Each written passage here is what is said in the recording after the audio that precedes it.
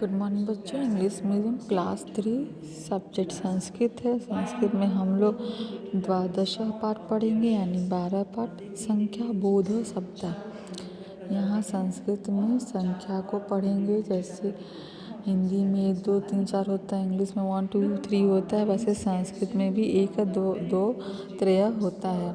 संस्कृत में आपको गिनती याद करनी है। संख्या बोध माने गिनती। संस्कृत में आपको गिनती याद करनी है। पुल्लिंग में भी याद करनी है, स्त्रीलिंग में भी याद करनी है, नपुंसकलिंग में।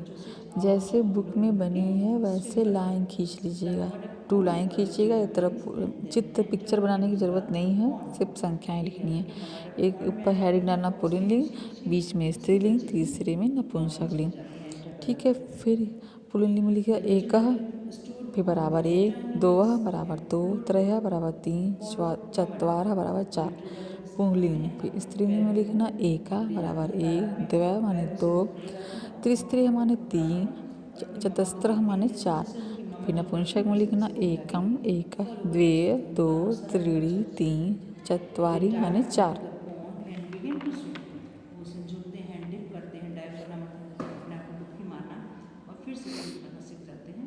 And if they had been trained for it, और ऐसे वो देखते देखते पंचम 5 षष्ठ षष्ठ 6 सप्तम 7 अष्टम 8 नवम 9 दशम 10। आप पहले 1 से लेके 4 तक की संख्या तीनों लिंग में अलग अलग लिखी जाती हैं। इसके आगे की सभी संख्याएं तीनों लिंग में एक समान होती हैं। 1 से लेके 4 तक आप लोग लिख लिए। फिर उसके बाद पिछले चैप्टर में तो कहेंगे आप तो एक ही में है, तो पंचम पुल्लिंग में भी लिखिएगा, स्त्रीलिंग में भी लिखिएगा और नपुंसकलिंग में भी लिखिएगा। षष्टम पंचम में भी लिखिएगा, वो स्त्रीलिंग में भी लिखिएगा और नपुंसक में भी। ऐसे सप्तम भी लिखना है और अष्टम नवम दशम, मतलब सबको जैसे ही है, सिर्फ पुल्लिंग में भी लिखेंगे, स्त्रीलिंग में भी लिखेंगे और नपुंसक में।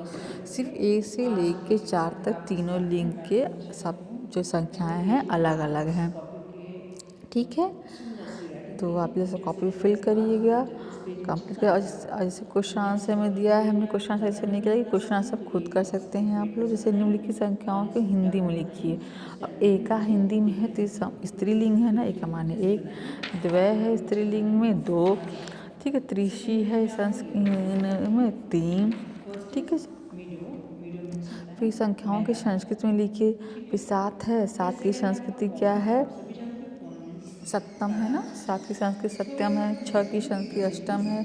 2 की संस्कृत 2 है, ठीक है। ऐसे लिखना है। ओके। आप इसको याद जरूर करिएगा क्योंकि ये हमेशा आपको आगे भी काम देगा।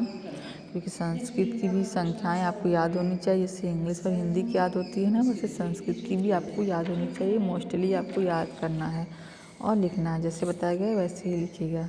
Thank you.